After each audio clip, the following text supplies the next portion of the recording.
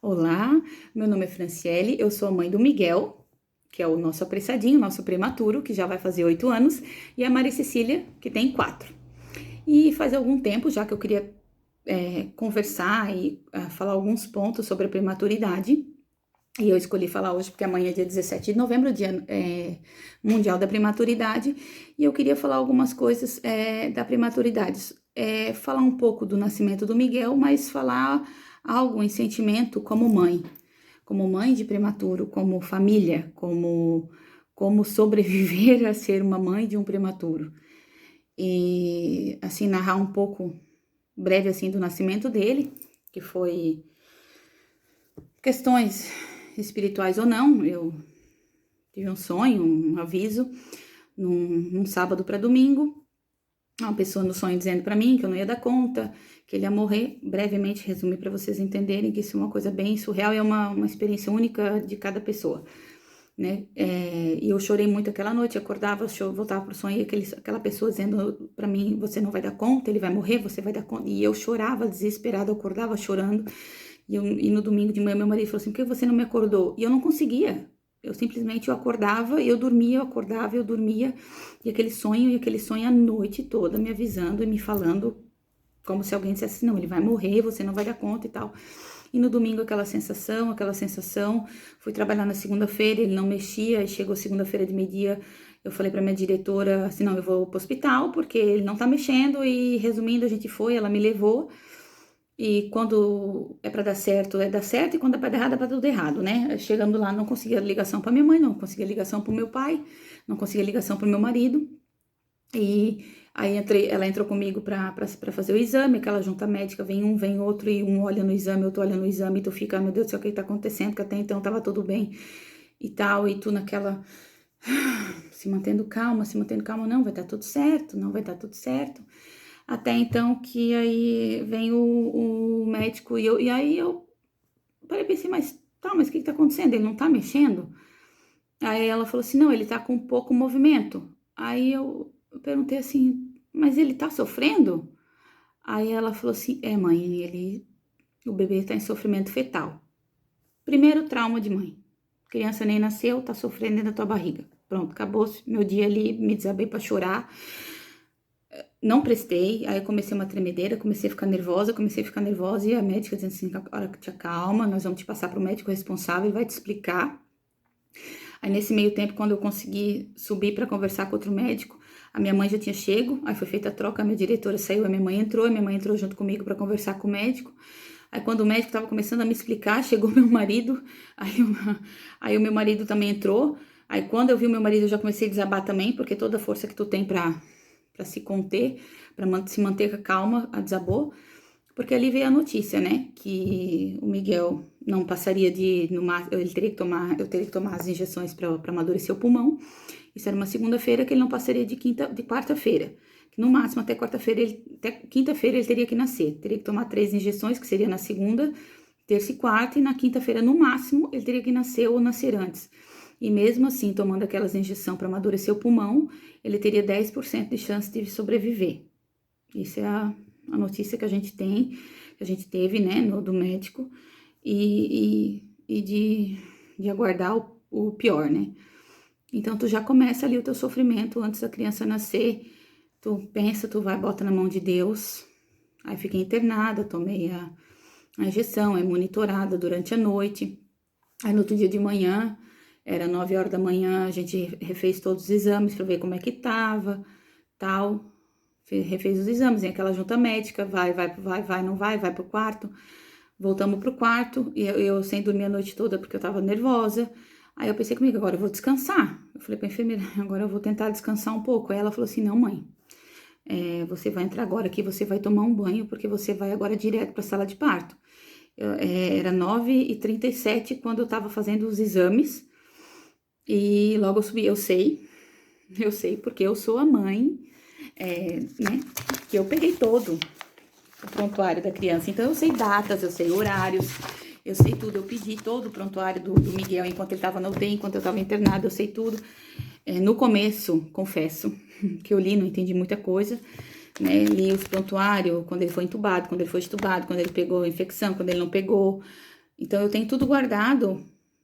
Às vezes eu não sei o que me passou na cabeça na época, se um dia acontecer alguma coisa, eu precisar de alguma coisa, da saúde dele, do que aconteceu, do que ele sofreu, do que remédio que usaram, o que não foi, assim, para ter. É um prontuário que a família tem direito de solicitar no hospital e eu tenho guardado. Então a gente vai lá ler tudo, tentei entender todas as coisas. Então, 9h37 eu tava fazendo o exame e o Miguel nasceu às 11h02. Então, tipo assim, foi muito rápido. A notícia de eu chegar e subir. Só que o que eu quero dizer pra vocês é que a primeira coisa, pra vocês não, eu quero fazer um relato, é mais voltado pro Miguel, porque às vezes eu tenho medo de esquecer de algumas coisas e eu tenho relato escrito, mas eu quero dizer que a primeira renúncia que a gente faz como mãe, que eu fiz como mãe, foi quando eu entreguei o Miguel a Deus. Quando elas estavam me preparando na sala do pré-parto, elas estavam conversando comigo, que eu tava tirando a aliança, que eu tava tirando tudo, né? E aquele silêncio, aquela coisa assim de não conversar muito, e eu querendo saber, né? E elas evitando de responder. E eu sei que eu comecei a conversar, eu alisei com a minha barriga, eu falei assim, Senhor, eu lembro assim das minhas palavras, assim, foi a coisa, eu acho que foi uma das coisas mais difíceis que eu, como mãe, eu fiz. Eu falei, eu entrego a vida do meu filho a ti, que seja feita a tua vontade, se você quiser que ele venha para mim, eu tô aqui para receber de braços abertos, eu prometo que eu vou ser a melhor mãe que essa criança pode ter, e eu vou respeitar a tua vontade, se você quiser levar ele, que ele não sofra. E aí eu conversei com o Miguel, falei, filho, que você tenha certeza que se você nascer, a gente vai estar aqui para o que der e vier, se você vir com alguma necessidade, porque, né, o médico falou que ele poderia ter muitas complicações, poderia vir, né, na hora do parto, de sequelas na UTI. E eu falei assim, eu não me importo com nada disso, eu quero que você viva. Seu pai e sua mãe te amam tanto, a gente tá te esperando tanto, a gente te preparou tanto para te receber. E agora é contigo, eu não posso fazer mais nada. Eu disse assim, a mãe não pode fazer mais nada, a mãe tá aqui, a mãe tá te esperando. Então, se você nascer vivo, a mãe vai saber que você tá ali querendo lutar e a gente vai lutar junto, filho, agora é com você. Aí eu comecei a chorar desesperada, elas falaram para me acalmar. Eu falei assim, agora é com você, você tem que dizer pra mãe se você quer viver, se você me dá um sinal, se você nascer vivo, mas se você quiser ir, filho, a mãe te entende, eu te amo. Se você quiser ir, a mãe te ama, eu te entendo. Eu falei isso pra ele quando eu tava na sala do pré-parto. Então foi um momento assim muito que eu não quero esquecer. Foi a primeira renúncia que a gente faz. É quando a gente entrega o nosso filho a Deus. E a gente não pode ter medo. Porque os planos de Deus são muito maiores que os nossos. E quando ele nasceu, tava um silêncio tão grande dentro daquela sala de parto que ninguém falava nada. Mãe de primeira viagem, eu não sabia, né? Para mim, o meu plano de parto era ter um parto normal. Então já começou por aí o trauma, que já foi um parto cesárea totalmente fora da vez, totalmente às pressas. Eu não sabendo de nada, só sentindo aquele cheiro de queimado e não sei o quê. E aquele silêncio, o anestesista conversando comigo, bem querido, e eu assim, Deus, um silêncio e ninguém falava nada, né? E não escutava um movimento, nada. Eu falava assim, meu Deus, mas isso é normal? Eu falei, moço, tá acontecendo alguma coisa? Aí ele falou assim, por quê? Eu assim, o Miguel já nasceu? Aí ele falou assim, mãe, ele já nasceu, te acalma, ele já nasceu, e ele já foi pra UTI. Eu falei assim, mas como? Como assim ele já nasceu? Mãe, te acalma que o pediatra já vem falar contigo, meu Deus do céu. Enquanto não vieram falar comigo. Aí eu acho que eles viram que eu comecei a ficar desesperada, porque como assim nasceu? Não vi, não escutei nada, não escutei um choro, não escutei nada. Eu falei, Jesus, mata, que misericórdia. Aí naquela hora, juro que eu bateu um arrependo, Senhor, pelo amor de Deus, não leva, não, devolve. Pensei comigo, não falei sério, não leva, quer tu mesmo, do mesmo tempo que tu entrega, tu quer que devolve, né? Tu não quer que vai, né? Sei lá, na hora que bateu o desespero, a enfermeira veio e falou, eu não esqueço o nome dela, era Catiúcia, o olho dela era bem azul, e eu até hoje ainda tento, toda enfermeira que eu olho, assim, que eu penso assim, porque ela foi a pessoa que deu a notícia mais maravilhosa da minha vida, foi ela, e às vezes eu queria ver ela um dia de novo para dar um abraço, ela falou assim, mãe, o seu bebê nasceu, ele foi reanimado, Você fica calma, o doutor Marcelo já levou ele pra UTI, daqui a pouco o doutor Marcelo vem conversar com você. Ele foi reanimado, ele tem o cabelo bem loirinho. Aí eu bem tansa, né? Eu assim, ai, o olho dele, que cor que é? Não, mãe, o olho dele tava, claro, né? Ele nasceu praticamente morto, como que eles iam abrir o olho da criança, né? Hoje em dia a gente entende, mas na época, né? Ah, não, mãe, ele tá com o olhinho fechado, né? Ele foi reanimado. Ah, tá, mas ele tem o cabelo bem loirinho, ele é bem cabeludo. Eu, ai, tá. Eu fiquei, ai, meu Deus do céu, né? Aí passou uns minutos, certo? Porque estava me fechando, aí veio. Aí passou um tempo, o doutor Marcelo veio né, conversar comigo. Ele falou que era para me ficar tranquila, que o Miguel foi feito todos os procedimentos de reanimação dele, que ele nasceu com o apgar um ou 2, agora não me recordo. Que ele foi reanimado, ele estava entubado, que ele estava estável, que ele podia dizer até o momento que ele estava estável. Beleza, primeira parte, nasceu vivo.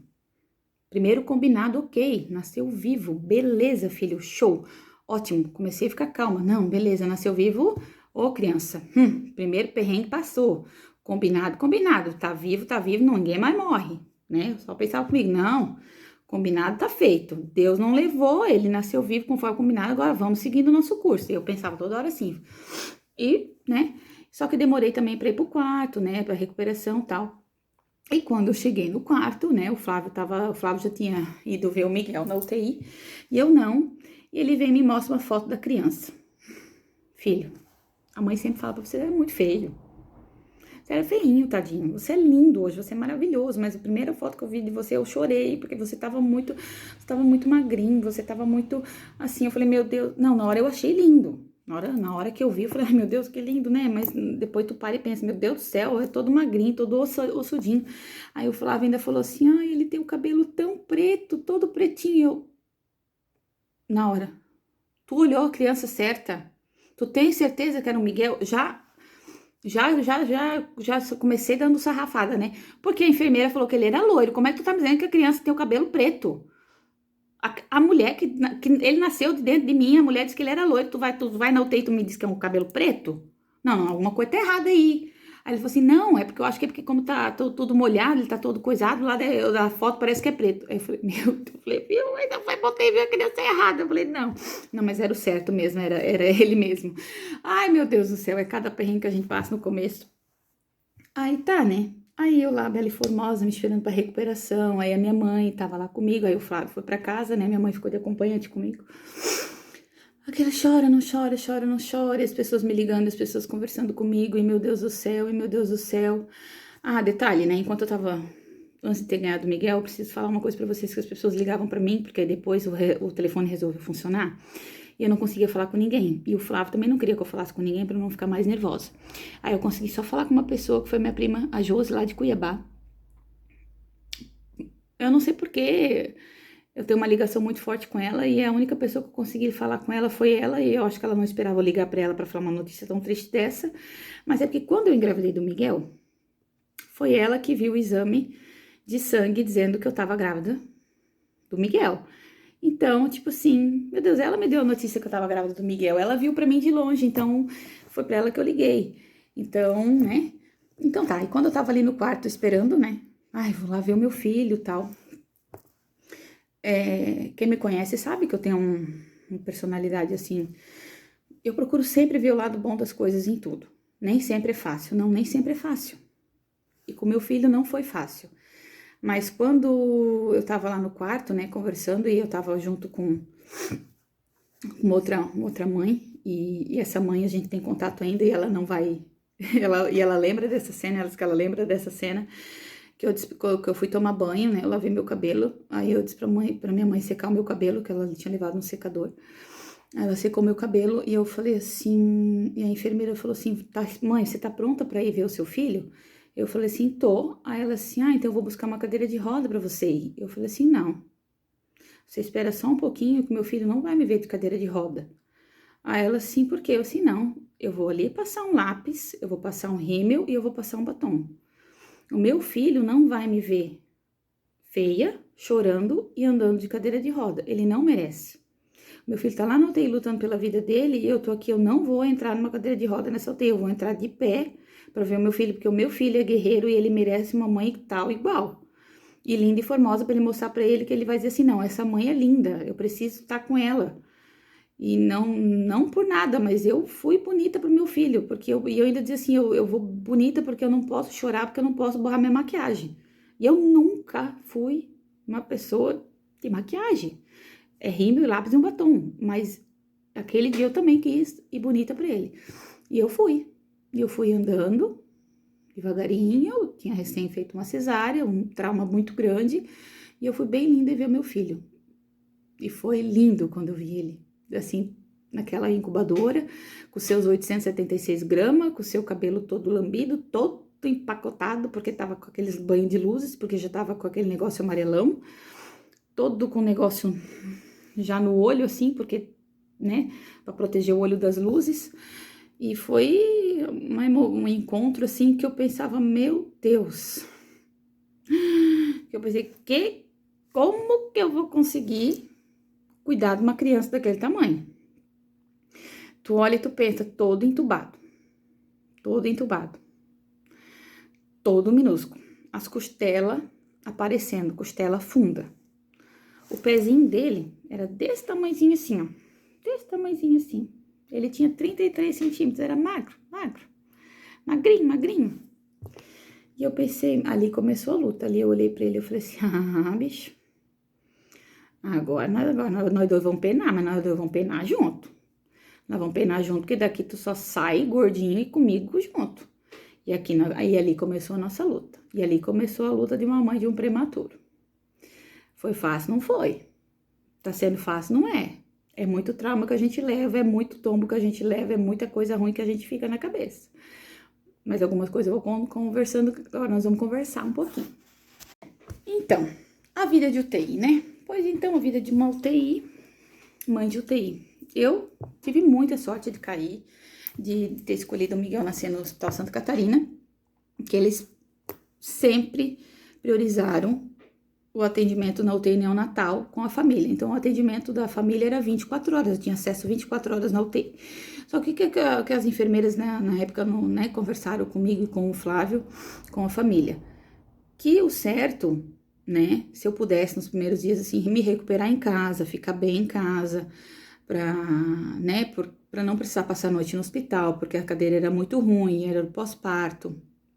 Então, eu acabei, né, escutando o conselho delas, assim, e foi a melhor coisa realmente, né? Eu tive uma recuperação de um pós-parto muito bom, porque eu consegui vir para casa, eu não passei a noite nas cadeiras lá do hospital, mas eu ia cedo, meu pai, nos primeiros dias que eu não podia dirigir, meu pai me levava cedinho já no hospital, e eu ficava até de noite, esperava o Flávio lá. Então, eu passava o dia todo lá. Eu ia às 7 e voltava às 8, 8 e meia, 9 horas da noite com o Flávio. Então, eu ficava direto com o Miguel, ficava, né, ou quando tinha alguma intercorrência, alguma coisa que elas pediam para sair, ou na hora, ou ir no banheiro, eu tinha livre acesso, então eu ficava dentro do hospital direto junto com o Miguel na UTI. Então, eu levava livro, eu ficava sentada, tipo, né, ele tava entubado, tava tudo ali, mas eu tava do lado, e as enfermeiras falavam, bota a mãozinha dele, né, tudo muito esterilizado, toca bastante a mãozinha dele, segura muito no dedinho dele, faz carinho nele, bem de levezinho, porque a pelezinha dele é muito fina, e vamos acompanhando um dia atrás do outro, e a rotina da UTI, tu vê aqueles bip, tu começa, aqueles bip, aqueles trauma. Aí tem o bendito Dr. Mário Celso, nosso querido médico da UTI, né, que tu vai perguntar alguma coisa pra ele já, toda vida, tá estável. Quantos dias ele tá aqui? Ah, tá, é tantos dias que tá bem. Curto e grosso, né? E tu olhava pra ele assim, meu Deus do céu, não posso responder porque ele tá mantendo meu filho vivo. Ai, Senhor da glória. Aí tinha o doutor Marcelo, que era um anjo, um amor de pessoa, que tinha toda a paciência do mundo para responder as perguntas de medo das mães. Aí hoje em dia eu penso, né, é como se fosse o policial bom e o policial bravo, né, o policial bom e o policial ruim da UTI, que era o que dava as tabacadas no pai das mães e tinha aqueles que alisavam. Mas fazer o quê? Mas o doutor Mário Celso é o pediatra dos meus filhos. Ele adotou o Miguel, e depois a Maria Cecília, ele é o pediatra dos nossos filhos até hoje. E quando a gente faz alguma coisa que não tá certa, ele puxa a nossa orelha. E o meu filho, eu digo que ele é o que é, graças aos conselhos do doutor Mário. Então, seguir os conselhos dos pediatras à risca. Então, aí a gente lá na UTI, aquelas rotinas, a gente vê muita coisa, a gente presencia muita coisa. Aí eu fui convidada para participar acho que era nas terças-feiras, as conversas com a psicóloga. E é muito comum hoje, a gente para analisar, assim, é muito comum a gente, ó, picar a bula, não querer conversar sobre os sentimentos, né? Porque é muito ruim tu tá conversando sobre alguma coisa lá dentro do UTI. Então, tipo assim, tu acaba criando vínculos com mães que têm outras crianças lá dentro, tu presencia muitas coisas lá. Tu vê muitas coisas, tu vê doenças que tu não imagina que existam, síndromes que tu não imagina que existam. Tu presencia mortes de crianças que tu tá ali junto com a família torcendo para um milagre, acreditando no milagre, e de repente a criança falece e tu leva um baque muito grande. Então, isso é outras coisas que vão te deixando, isso vai ficando dentro de ti. E uma coisa que numa sessão da psicóloga que a gente foi conversar, que eu nunca vou esquecer, que é uma coisa que eu levo sempre pra mim e eu vou falar pra vocês. Eu falo e eu vou falar pra vocês o que ela disse, porque uma coisa eu falei assim, tinha uma mãe lá que tava na UTI e ela falou assim, mas meu filho tá aqui, mas é porque é só pra pegar peso, né? E não era o meu caso, porque o Miguel não tava só pra pegar peso, ele tava porque ele era um bebê prematuro que precisava pegar peso, mas ele tava cheio de coisa ele tava com infecção, ele tava com isso, tava com aquilo, ele precisava aprender a respirar, ele precisava aprender a mamar, então não tava ali só pra pegar peso. E aquela mãe estava com uma criança que nasceu prematura, mas estava com abaixo peso, mas não era tão baixo quanto o Miguel, e realmente aquela criança estava para pegar peso na UTI. Mas para aquela mãe, ela falou assim, não, mas ele também, não, mas ele, e a mãe, aí a psicóloga olhou assim para ela assim, mas por que você tá diminuindo a sua dor? Por que a sua dor por que você tá diminuindo, como é que, o meu entendimento foi mais ou menos assim, como se aquela mãe tivesse dizendo assim, não, mas só tá aqui por causa disso, ela tava querendo diminuir a dor, ela não tava dizendo, como se ela tivesse com vergonha de falar a história dela, porque tinha mães ali que estavam com criança com síndromes raras, e o filho dela, por estar com baixo peso, ela tinha vergonha de dizer, de sentir dor pelo filho dela estar ali, porque como se a dor dela fosse pouca comparada às outras mães. E a psicóloga falou assim, não, a sua dor é igual a das outras mães que estão aqui. A sua dor não é menos, não é menor que aquela mãe que a criança pode vir a morrer hoje ou vir a morrer amanhã, porque ele é o teu filho que está lá. É o seu filho. E eu quero dizer para todas vocês aqui, independente de como o filho de vocês está na UTI, permitam-se sentir essa dor. Porque a partir do momento que vocês permitirem-se sentir essa dor, vocês vão sentir, vocês vão chorar, mas vocês vão começar um processo de cura também para poder ajudar o filho de vocês depois. E aquilo me doeu tanto que eu comecei a chorar e não conseguia mais parar. Porque isso para mim também, às vezes eu parava e pensava assim, o Miguel tá bem, ele tá indo bem. E eu pensava assim, ele tá bem, ele tá indo bem, assim, tem tanta criança que tá pior e ele tá bem. Isso foi um tapa na minha cara, porque por que que a minha dor tinha que ser menor que a do outro só porque era o meu filho? Então, quando eu comecei a sentir a minha dor, me permitir chorar, me permitir sofrer, porque todo mundo quando perguntava para mim, eu sempre estava bem, porque ele estava bem. Só que ele não estava bem. Nenhuma criança está numa UTI bem, nenhuma criança está na UTI. Não importa se o teu filho fica um dia na UTI, é o teu filho que está na UTI um dia.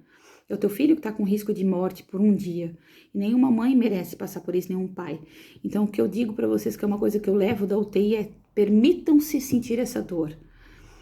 A gente tem que se permitir. Tem tanta coisa pior no mundo. Não, tem muita coisa pior no mundo, mas quando se trata do seu filho, de você, você tem que se permitir como se aquela dor fosse a maior. Porque quando você começa a tratar a sua dor, você começa a se curar para poder ajudar a melhorar as coisas ao seu redor. Porque quando você só fala assim, mas tem coisa pior no mundo, não. A coisa pior no mundo é o que você tá sentindo. É o que você tá sentindo agora. Porque se você não curar aquilo que é o pior em você, o pior sentimento que você tem, você não vai conseguir te curar e curar as coisas ao seu redor. Então, quando eu comecei a me permitir sentir essa dor pelo Miguel, foi quando eu comecei a melhorar. Dizer assim, não, ele não tá bem, mas ele vai ficar. Eu parava de dizer assim, não, ele tá bem. Não, ele não tá bem, mas ele vai ficar. Nós não estamos bem, mas ele vai ficar. Comecei a me permitir sentir essa dor por ele também, sabe? E foi muito... E eu nunca Não digo nunca, porque eu chorei algumas vezes, assim, mas quando eu entrava dentro da UTI, eu botava minha capa de armadura de supermãe. E eu dizia assim, do lado da incubadora dele, eu não vou chorar. Eu não posso me permitir chorar do lado dele, porque eu preciso ser forte por ele. Mas um dia que eu cheguei de manhã cedo, né, que eu não dormia lá, e na minha cabeça, né, eu vinha pra cá, todo dia que eu saía do hospital, era todo dia que eu saía do hospital, que eu vinha pra casa, depois que eu comia, que eu tomava banho, que eu deitava na cama, que o Flávio me abraçava, eu me permitia chorar. Todo dia eu chorava com o Flávio. O Flávio, ele era o meu porto seguro, eu chorava com ele, eu me permitia chorar ali. Mas teve um dia de manhã cedo que eu cheguei, que foi a primeira vez que eu escutei o choro do Miguel. Porque dentro da incubadora a gente não escuta, é muito baixo. E às vezes no dia corre de barulho da UTI, a gente não escuta. Que eu cheguei bem pertinho, que eu escutei aquele chorinho, eu falei, não. Gente, aquilo me doeu tanto por não poder pegar ele e consolar ele. Vocês não têm noção como isso me doeu. Como isso me doeu. E aí foi quando eu disse assim para as enfermeiras, eu preciso sair daqui. Elas assim, o que aconteceu? Eu disse, não, eu já volto. Eu não sei de eu fui naquele corredorzinho onde é que ficava as portinhas para guardar os pertences, e ali eu me acabei de chorar. Eu me acabei de chorar porque eu não podia, eu não conseguia chorar lá dele, mas ali eu falei assim, eu não acredito que o meu filho chora. Ele chora e eu não tô ali. Ele chora à noite. Aí foi quando eu perguntei, eu não lembro quem estava ali comigo, eu falei assim, ele chora à noite? O que vocês fazem quando ele chora à noite? Aí elas falaram assim, agora quando eles estão saindo elas falaram que quando eles saem da intubação, que eles são estubados, que eles se movimentam mais à noite, assim, elas pegam eles no colo, assim, também, né? Eles dão, mexem, fazem carinho, assim. Eu não sei como, né? Eu acredito nelas, no que elas falam, porque elas são, as meninas que estavam trabalhando lá são fantásticas. Mas aquilo fala assim, meu Deus, mas eu cheguei lá, ele tava chorando sozinho, sabe? Dentro do incubador e não tinha ninguém para consolar. Eu não tava ali. E eu chegava às 7 horas da manhã, 7h30, mas eu não tava ali o tempo todo. Isso me doeu. E eu falo assim, meu Deus, que mãe que eu sou. E eu comecei a ficar muito ruim, aquela agonia assim de louca para levar ele para casa e não podia porque ele era muito pequenininho. E assim, primeiras coisas, as primeiras lembranças assim, sabe? Do primeiro banho, da primeira troca de fralda, da primeira mamada dentro da UTI. São coisas assim que vão ficando, assim, que vão ficando. Isso que eu fui sempre uma mãe, assim, que eu acredito que eu fui muito tranquila lá dentro, né? Eu sempre fui muito participativa, eu sempre quis fazer. Eu sempre perguntei como é que faz? Como é que faz? Porque se eu tava ali dentro e elas estavam cheias de coisa para fazer, e às vezes tinha criança que às vezes elas tinham que atender, não que o Miguel elas não tinham que atender, mas se eu podia fazer, e elas sempre diziam, mãe, quando você puder fazer e você se sentir segura. Então, quando eu comecei a poder trocar a fralda do Miguel, eu trocava a fralda do Miguel. Tipo assim, de 3 em 3 horas, tinha que trocar. Independente se tivesse xixi ou não, tinha que trocar a fralda. Então, eu já sabia que 3 em 3 horas, ela falava, mãezinha, tá na hora de trocar a fralda. Se você quiser trocar, eu trocava. A hora da sonda, né, tirar, né, que eu começava a extrair o meu leite, para botar na sonda, para passar na sondinha do nariz dele. A gente passava. O Flávio também fazia isso. Eu tirava o leite e o Flávio passava na sondinha do nariz. E às vezes eu não conseguia extrair o leite, tinha que dar o leite, o complemento lá, né, que tinha da UTI. Então tudo isso a gente ia trabalhando, a gente ia fazendo. A gente já começou a aprender ali, o banho. Quando eu pude dar o primeiro banho nele na UTI, meu Deus, ele era assim, aquela cabeça pequena. Eu falei, meu Deus do céu, como é que eu vou conseguir carregar essa criança? E elas naquela prática, né? E mesmo quando eu não podia dar o banho, ela sempre deixava auxiliar e estava ali junto e auxiliando e eu olhando, ai meu Deus do céu, o que que eu vou ter de mim em casa com uma criança? Isso que eu sou professora, tenho experiência em banho, né? Então eu fico pensando em aquelas mães que não têm experiência, vão ter que aprender na marra, né? E mesmo eu com experiência, eu não tinha experiência daquele tamanho, aquele tamanhozinho, aquele tisco, que a mão, a cabeça dele cabia aqui, né? Tipo, Então são tudo coisas que mães de UTI passam, pais passam, mas não passam 5% que as mães passam lá dentro. E tudo isso reflete no que a gente vai sendo, Depois eles dizem, mas mãe é neurótica, vocês ficam neuróticos, porque a gente vê coisas lá dentro, a gente presencia coisas lá dentro, então isso dói na gente, são coisas que doem na gente e ficam, né? Aí as pessoas podem perguntar, mas é só de trauma que se vive uma família de uma criança que vive numa UTI? Não, não é só de trauma que se vive, mas com certeza não é de flores, né? Porque se a gente tá lá dentro, a gente presencia tantas coisas, mas a gente também conquista muitas coisas. A primeira vez que você consegue amamentar o seu filho, né? Que ele vem pro seu peito, primeira vez que você faz o canguru, primeira vez que você consegue dar um banho, primeira vez que você faz a troca, quando você ganha alta. Quando eu ganhei alta pro quarto, eu pensei, meu Deus, e agora? E agora? Eu vou pro quarto sem esses monte de monitor, sem esse oxímetro, sem um monte de coisa. E essa criança ainda me dá um susto. Eu caminhando com ele pelo corredor, e ele vai lá, ele fica, ele para de respirar no colo de uma médica. E a médica ainda disse: Fran, quando você for pro quarto, mãe, você fica de olho nele, porque ele parou, né? Ele ficou cianótico, ele parou de respirar no meu colo. Eu, meu pai. Eles estão acostumados, a gente não, então a gente vai para um quarto.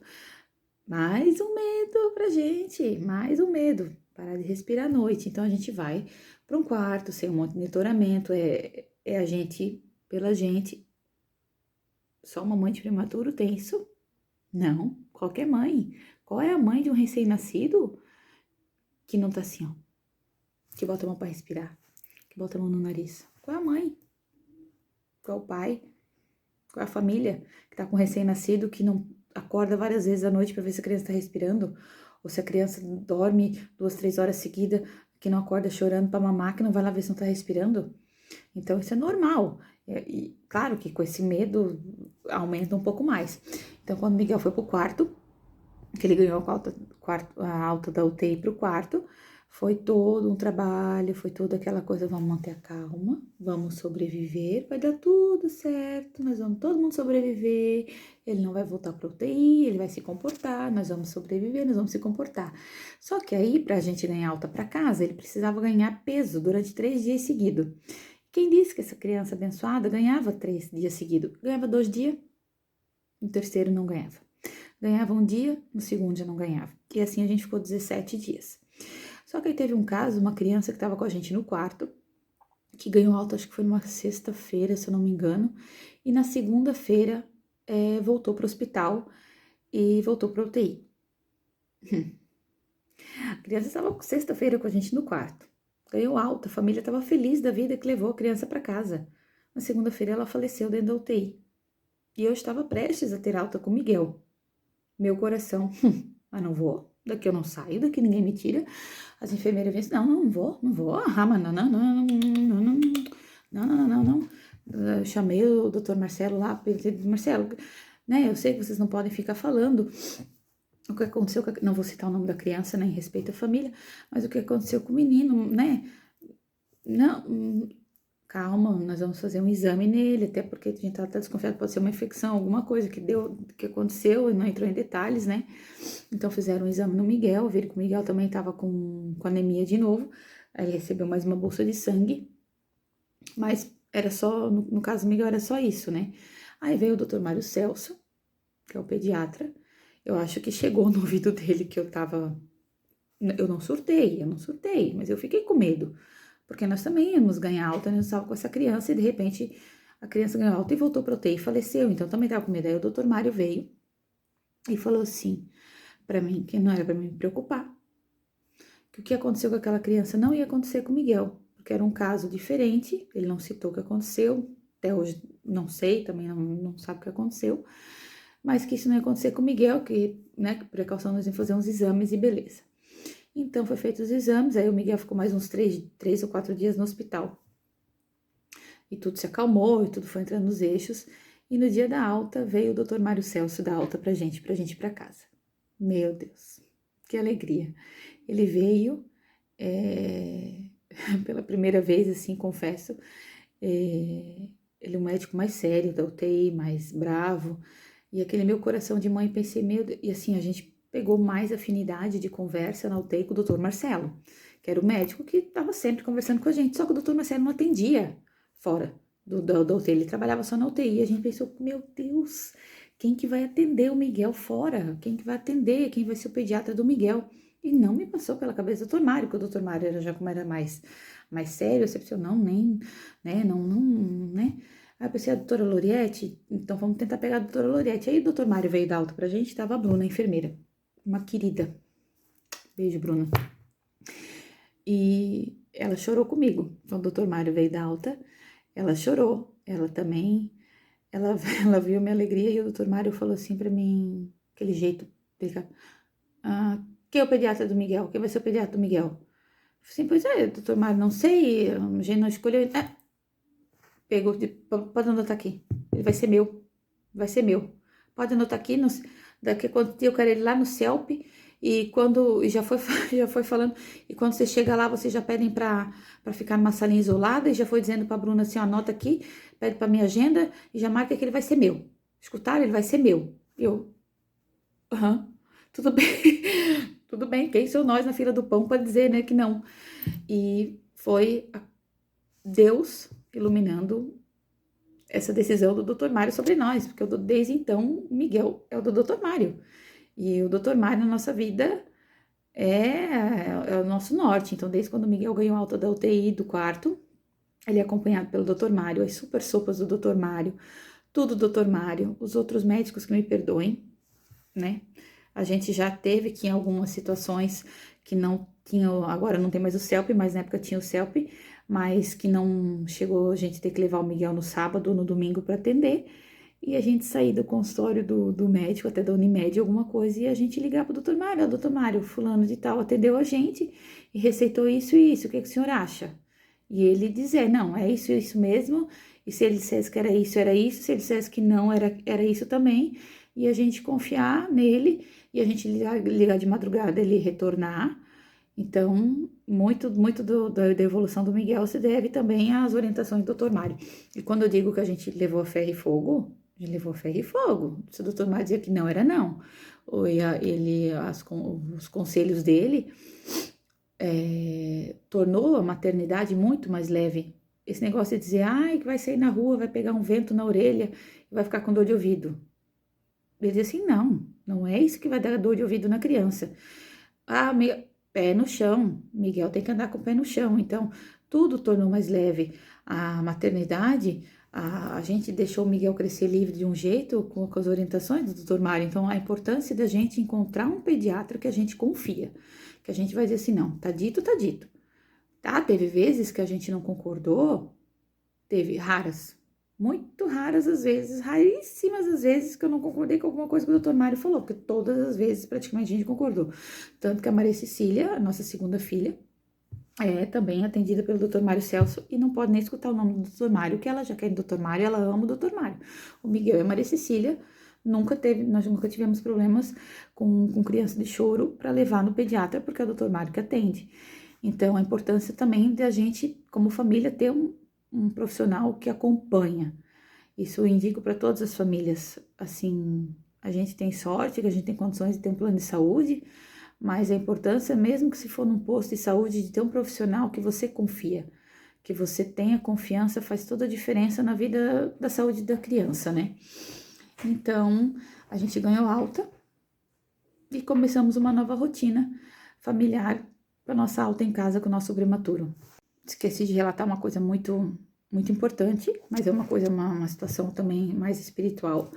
Assim, tem gente que acredita, tem gente que não acredita, né? O padre João Bachmann, ele sempre fazia, acho que era toda semana, cada 15 dias ele passava no hospital e na UTI. E teve uma vez que o Miguel tinha até sido trocado de local, né? Porque era rotina, né? Também ser trocado, às vezes, de incubador e tal, mas só que ele tava com uma infecção muito grave. Eu pedi pro padre João Bachmann dar uma benção nele, o padre João Bachmann fez uma benção muito bonita, falando de todas as impurezas do corpo, de tudo, ele fez uma benção, eu pedi uma proteção especial a São Miguel Arcanjo, e no dia seguinte o Miguel, né, os médicos da UTI falaram que ele já estava reagindo bem ao antibiótico. Aí naquele dia eu fiz uma promessa e eu falei pro Flávio que um dia que o Miguel ganhasse alta, o primeiro lugar que a gente ia passar ia ser na matriz, né, ali na catedral, no centro, e a gente ia procurar o padre João Bachmann, para ver se ele conseguia dar uma bênção no Miguel, né, pra gente até vir mais tranquilo para casa, assim como uma promessa. E nada, foi a nossa surpresa quando a gente tava saindo do hospital, e a gente tava dentro do elevador, que a gente abre a porta do elevador, o padre João Bachmann, na porta do elevador. Aí eu falei assim, padre, é o senhor atendendo nossas preces, porque até então, até a questão daquela criança que tinha falecido, a gente ganhou alta, mas a gente tava com aquela apreensão no coração. Eu falei assim, padre, a gente tava indo mesmo atrás do senhor lá na matriz para cumprir a promessa. O senhor tem como dar uma bênção aqui, né? Ele fez uma bênção tão bonita que o Miguel não voltaria para o hospital, que ele estaria protegido pelo São Miguel Arcanjo. Então, aquilo ali também foi uma coisa assim que deu uma paz de espírito. E mesmo a gente encontrando o padre João Bachmann ali, a gente saiu com ele, a gente levou ele dentro da matriz, a gente fez uma oração, eu e o Flávio, mas assim foi muito rápido lá dentro, porque para não ter contato com ninguém, porque a gente saiu com ordens expressas e restritas de não ter contato com ninguém. Então a gente entrou lá dentro mesmo, né? Fez a nossa oração, nosso agradecimento, a nossa promessa e ó, picamos a mula para casa com o nosso tisquinho. Quando a gente vem para casa com prematuro, muitas pessoas querem nos visitar, né? Então, assim, eu acredito que é um perrengue que às vezes as famílias passam. Eu fui chata, talvez, mas eu fui bem enfática com as pessoas. Eu pedi para elas respeitarem, para elas não virem visitar o Miguel, até porque eu não iria atender, até pela situação do que aconteceu com que a gente presenciou no hospital então a gente teve todos os cuidados quando a gente veio para casa, só os avós que vinham visitar, com todos os cuidados, com higiene, com álcool, com trocas.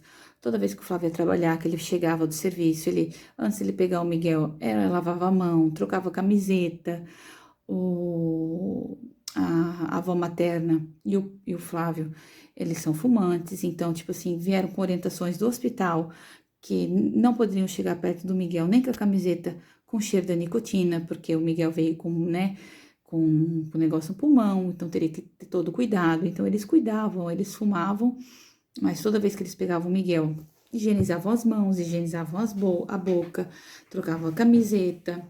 Então, a gente teve todo esse cuidado, toda essa neura pela saúde dele, para ele crescer com saúde e para a gente não pecar nessas pequenas coisas que pudessem prejudicar a saúde do Miguel, que era a nossa prioridade.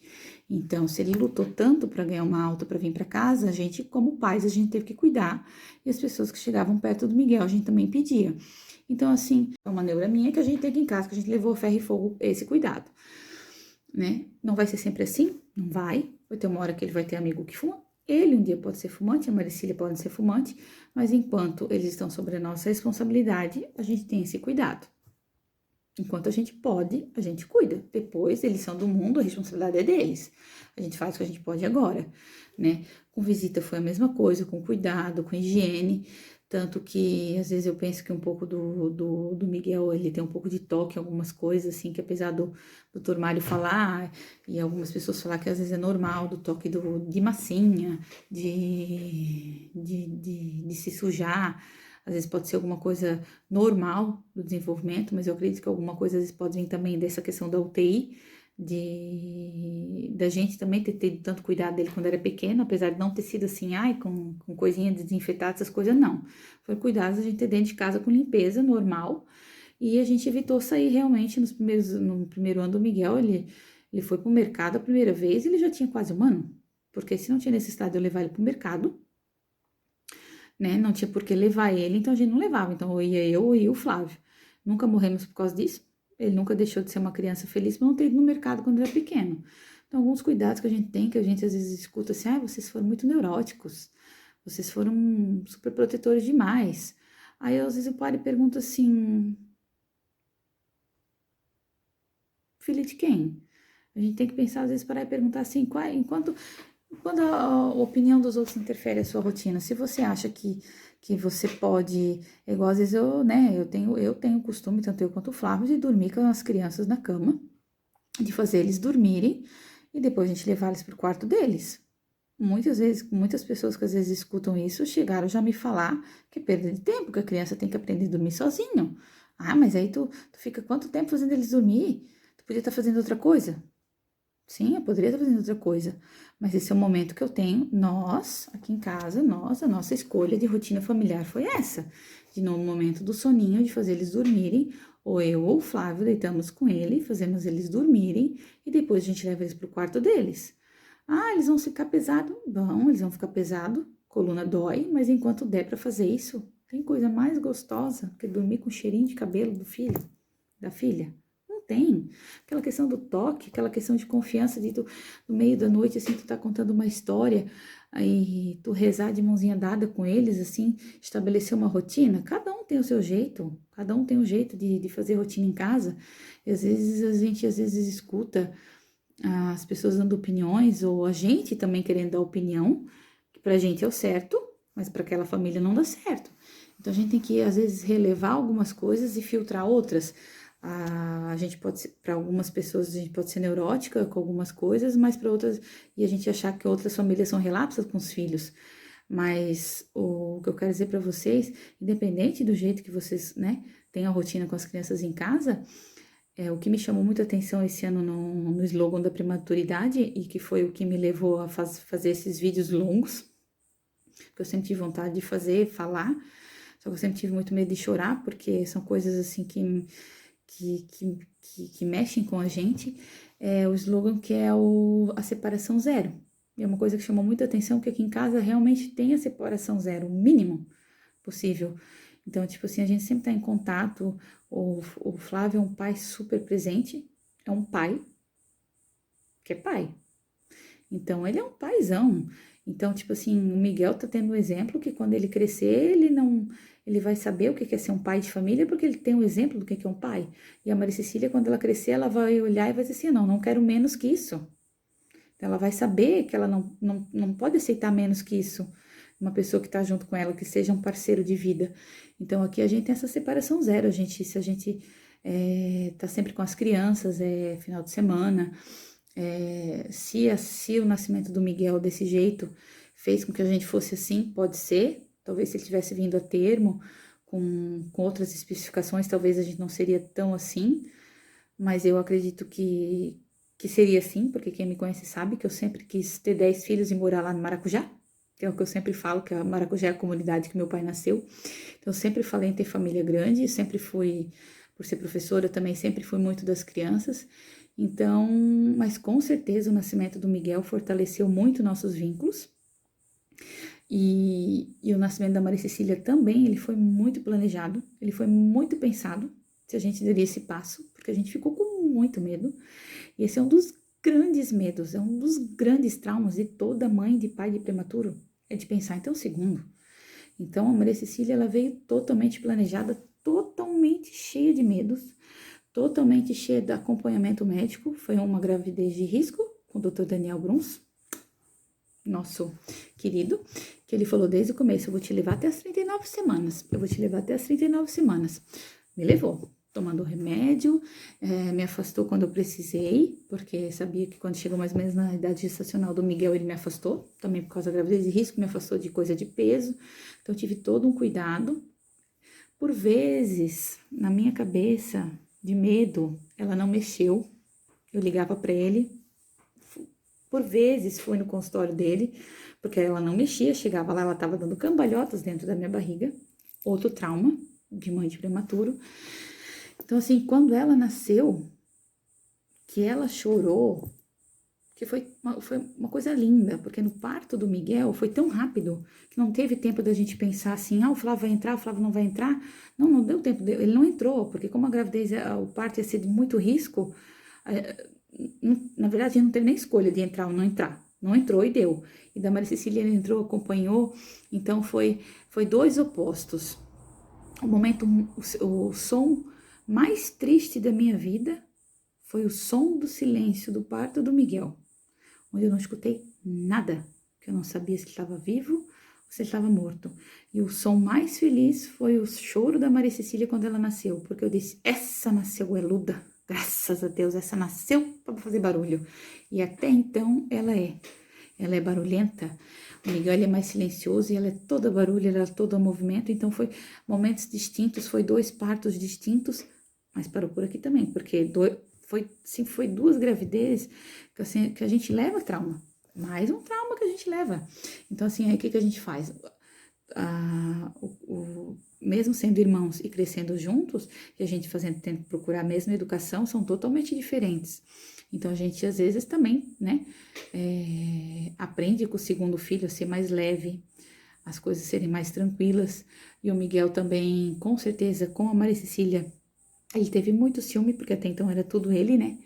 Era ele, o neto, o filho, o próximo, tudo. Então, ele teve que aprender a dividir. Ela, né, o amor multiplicou, mas também teve que dividir a atenção. Então, assim, são coisas, assim, que foram mudando a rotina, foram coisas que foram modificando a nossa rotina aqui em casa. E mais uma coisa que não mudou, que foi a separação zero. Que a gente continua unidos e as crianças se matam, se brigam e são bem diferentes um do outro. Mas as duas gravidez foram também bem, né? Do Miguel tava tudo certo até então, até o nascimento, mas a da Maria Cecília foi aquela bem à risca, a gente cuidou muito por causa do medo. Então, eu acredito que esse também é um dos grandes traumas de qualquer mãe de prematuro, é ter um segundo, um terceiro, porque normalmente quem tem um prematuro, né, já tem o risco de ter mais.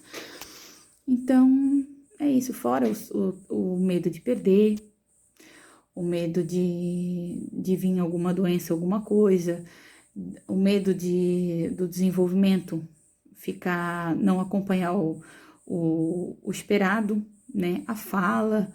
Então, tudo isso são coisas que a gente tem que ir pesquisando, que a gente tem que ir buscando entender e se superando, buscar ajuda, não ter medo de pedir ajuda, porque, como dizem, felizes daqueles que pedem ajuda, que dizem que precisam de ajuda, porque em tempos como esse, a gente precisa, às vezes, de um abraço, de um colo e de saber procurar ajuda para poder ajudar. Então, o que eu digo para vocês, mães de prematuros, sintam-se acolhidas e que esse slogan desse ano não fique só nesse ano, que fique para sempre, que seja um slogan, fique no coração de todos, que é a separação zero, que a afetividade com os filhos de vocês sejam sempre e que as mamães que estão na UTI, com as crianças na UTI, consigam praticar essa separação zero, consigam praticar o método canguru, mesmo em meio à pandemia, que as famílias consigam ter acesso às crianças na UTI, porque é muito difícil para uma família que tem um bebê prematuro e não saber como tá e só esperar por telefonemas. É muito mais tranquilo para uma família saber, poder ver e ter o contato com a criança. Então, e que as crianças fiquem bem e que o Miguel e a mãe Cecília cresçam na certeza que eles são muito amados e como a gente sempre, vocês estão dormindo, quando a mãe faz isso para vocês de noite, mas a mãe sempre fala no ouvido de vocês tudo que a mãe quer que vocês sejam crianças felizes, inteligentes, educados, carinhosos, crianças, que vocês cresçam, que sejam adultos com caráter, que vocês sejam educados, que vocês sejam muito inteligentes, que vocês sejam carinhosos, que vocês cresçam pessoas íntegras. E esse é o recado que eu quero deixar para vocês dois, pro meu apressado, pro meu prematuro Miguel, meu menino que tão pequenininho me fez ser tão forte, e para minha menina moleca, que me deixa de cabelo em pé, que é a luz da minha vida. Vocês são amores da minha vida e eu amo vocês.